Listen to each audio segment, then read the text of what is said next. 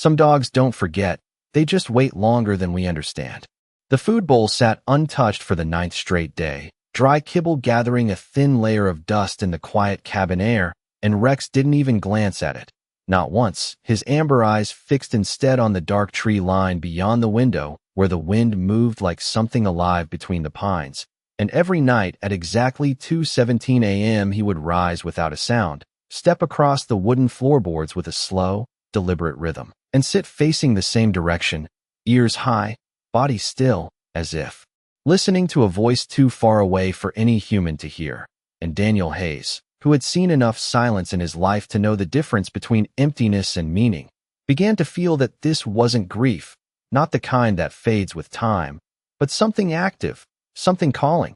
Because Rex had been a trained K9, a search and rescue dog who once worked alongside a handler whose name Daniel had only seen once on an old tag scratched and worn, and whatever bond they shared hadn't broken it, had simply stretched across distance, maybe even across something deeper. And the cabin itself seemed to notice, the walls creaking softly in the cold, the old clock ticking just a little too loud after midnight, the kind of quiet that presses against your chest. And on the 9th night Daniel stopped pretending it was nothing.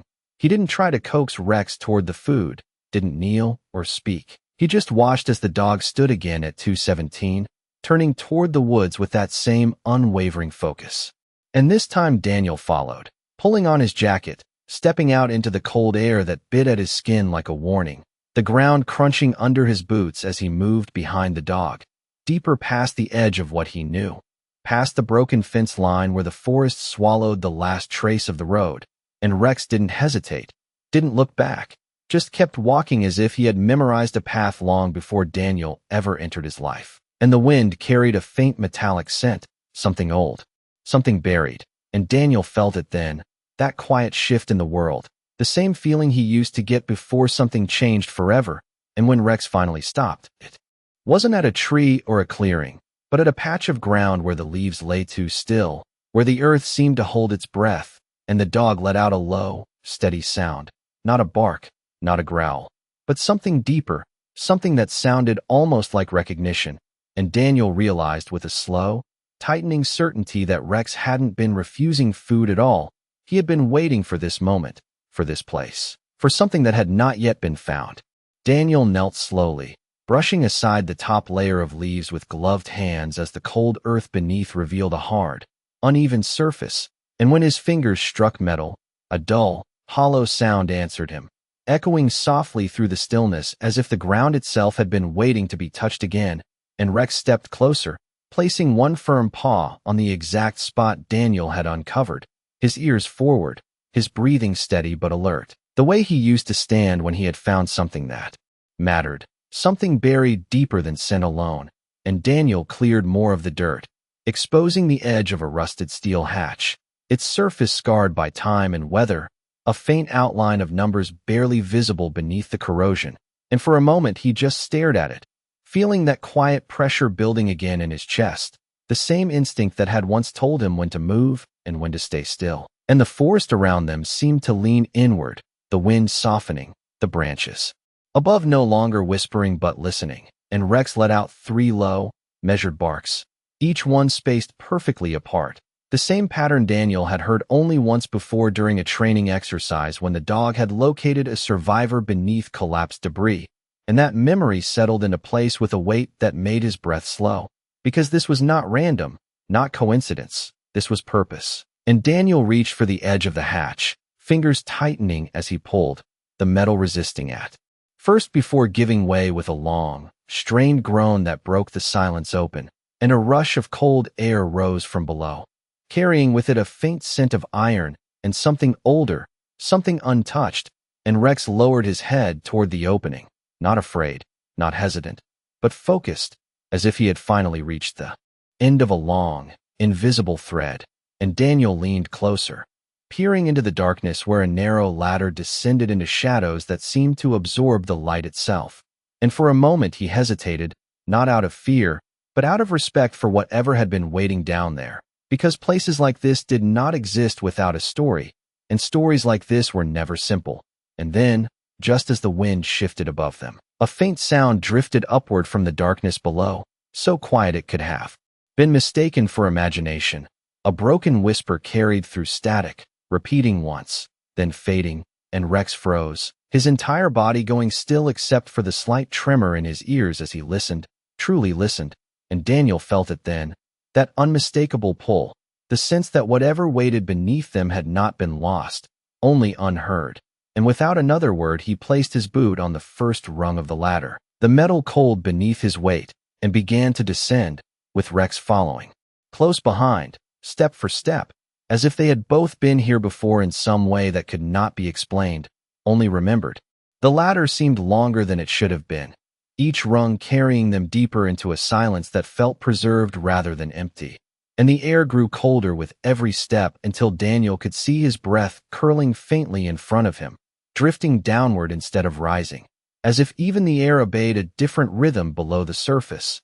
And when his boots finally touched solid ground, the sound echoed softly across a narrow chamber lined with concrete walls stained by time, and Rex stepped beside him without hesitation, his posture low but steady, his nose lifting as he traced something unseen through the still air. And Daniel reached for the small flashlight clipped to his jacket, its beam cutting through the darkness to reveal a space that had once been alive with purpose. A folding table set against the wall, a metal chair pushed back as if someone had stood up in a hurry, and a radio unit resting in the corner, its casing scratched and worn but unmistakably intact. And for a moment Daniel simply stood there, taking it in, the weight of the place settling over him like a memory he could not quite place.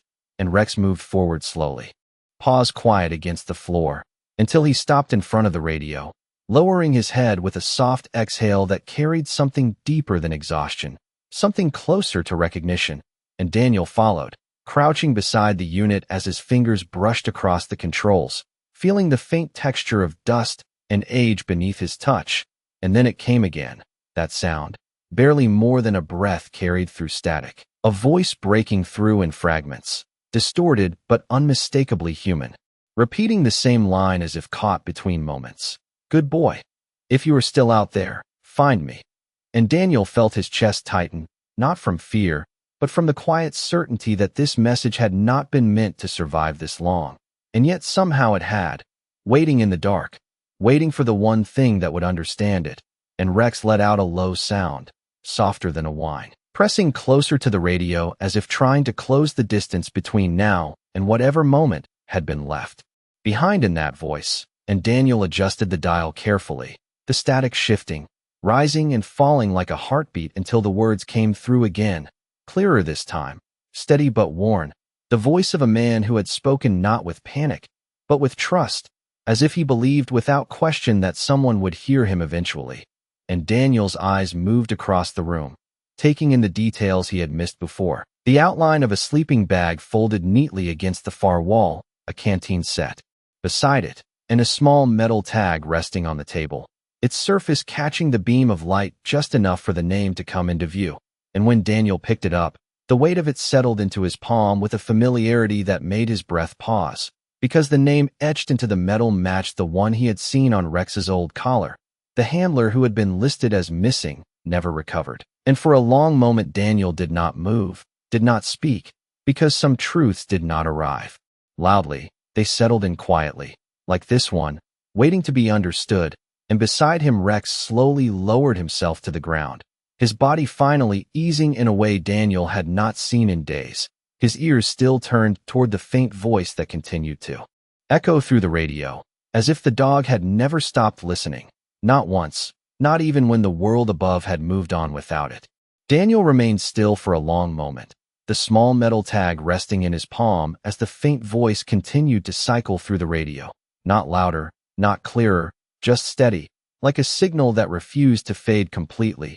And there was something in that steadiness that unsettled him more than silence ever could, because it carried intention, not desperation, as if the man who recorded it had known exactly what he was leaving behind.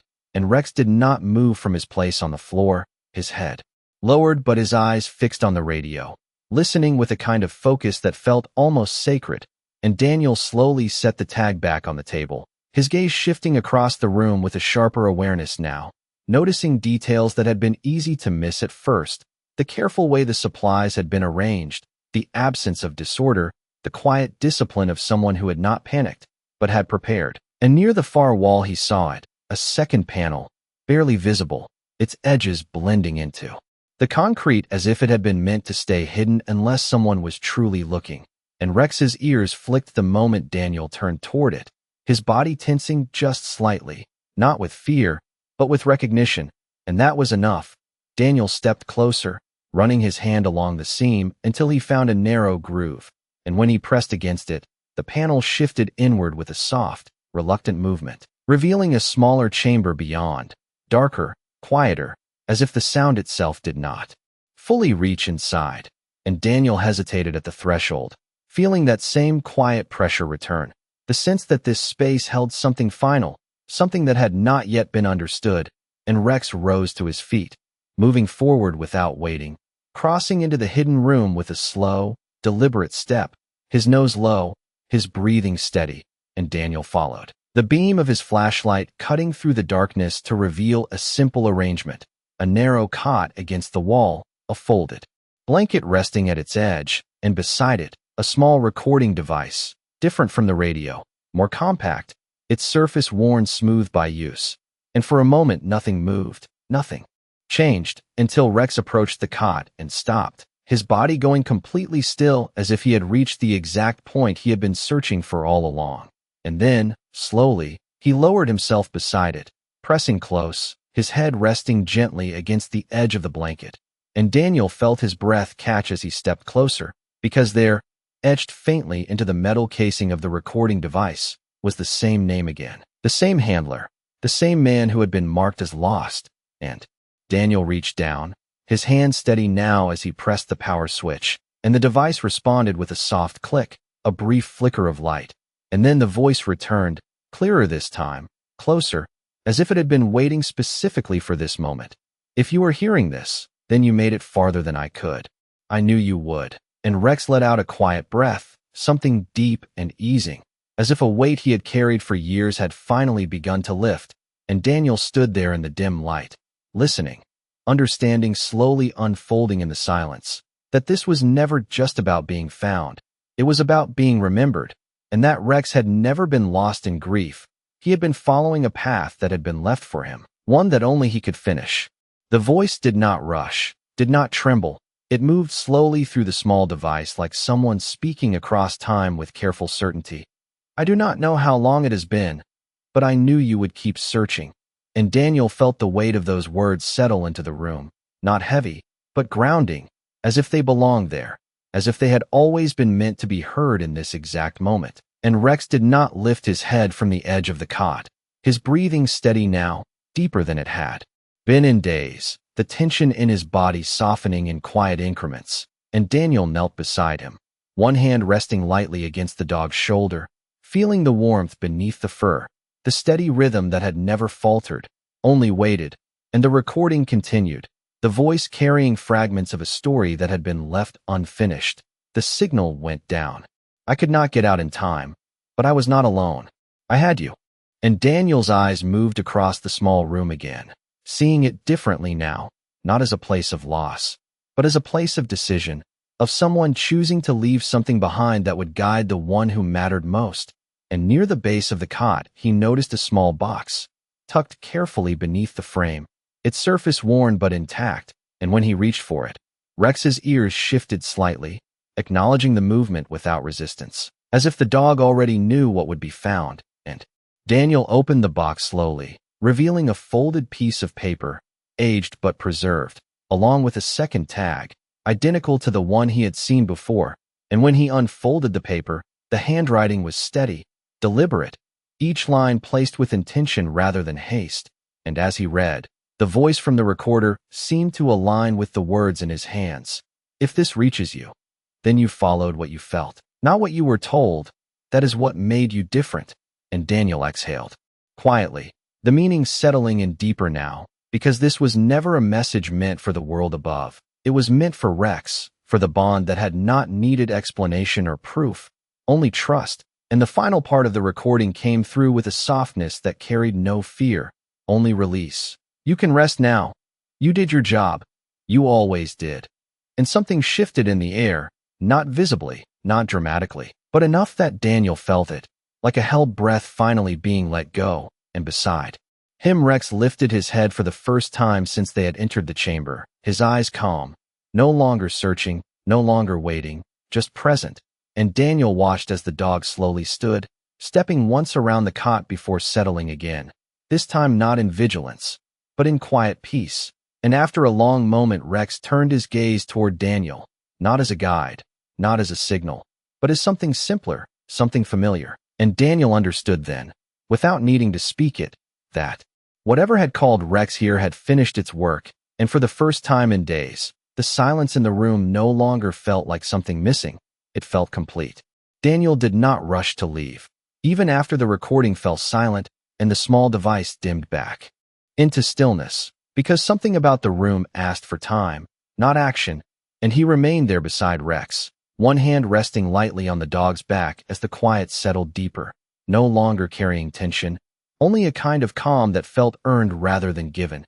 And the air seemed different now, less heavy, as if whatever had been held in place for so long had finally been allowed to move on, and Rex shifted slightly, stretching his front legs forward before lowering his chest to the ground. In a slow, deliberate motion that Daniel had not seen since before the long days without food.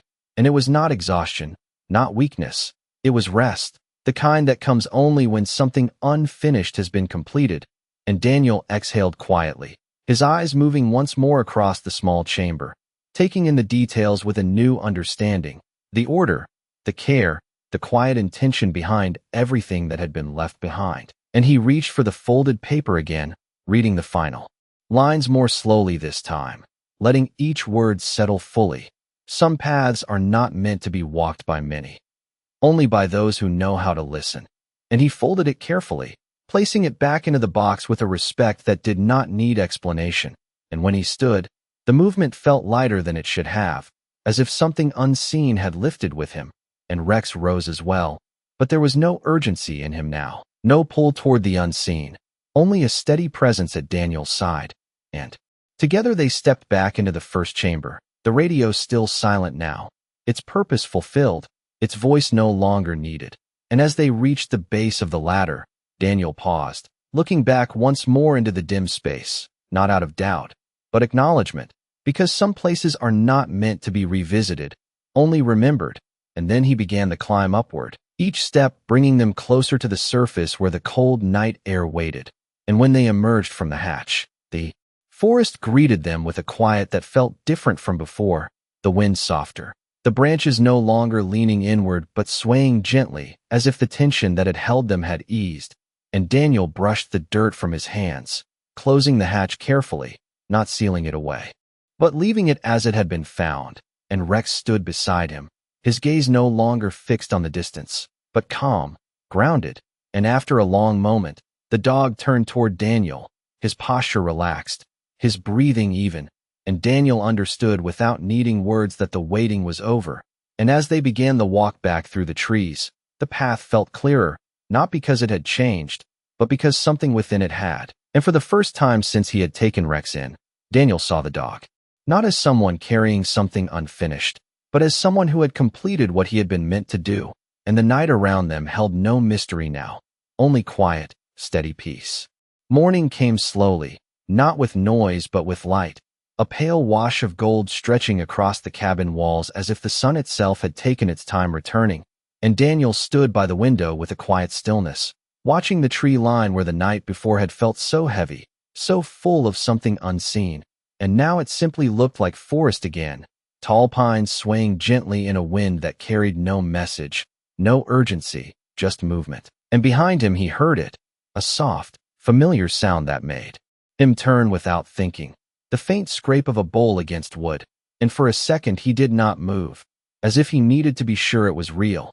And when he looked, Rex stood there beside the food dish, not staring past it, not waiting for something beyond it, but present, fully present, his posture relaxed, his tail still but calm.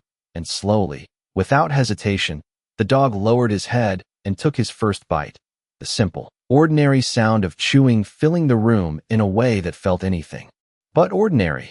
And Daniel let out a breath he had not realized he had been holding for days, maybe longer, and he stepped closer, not interrupting, not speaking, just standing there as Rex continued to eat, steady and unhurried, as if nothing had ever been wrong, and yet everything had changed. And when the bowl was empty, Rex lifted his head, licking his lips once before looking up at Daniel, not searching, not asking, just meeting his gaze with a quiet clarity that had not been there before. And Daniel reached down, his hand resting against the dog's neck, feeling the warmth, the life, the presence that had never left, only been focused elsewhere. And outside the wind moved through the trees again, but it carried no echo this time, no distant call, only the sound of branches brushing against one another in a rhythm that belonged entirely to the present. And Daniel stepped out onto the porch later that morning, Rex at his side, the ground beneath them firm and familiar, and for the first time since they had found that hidden place, there was no pull to return, no sense of something unfinished waiting beneath the surface.